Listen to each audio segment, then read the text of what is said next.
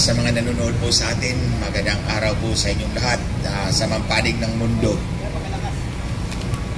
Itong sasabihin ko, hindi po ito haka-haka, hindi po ito marites, hindi po ito opinion, at hindi po ito teorya. Ito'y totoong nangyayari.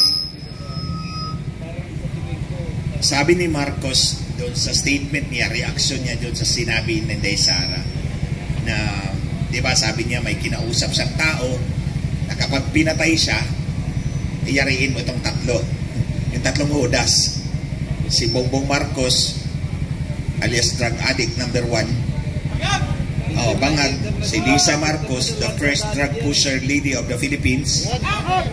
At si Idiot Romualdez, Martin Romualdez. Idiot kasi bobo.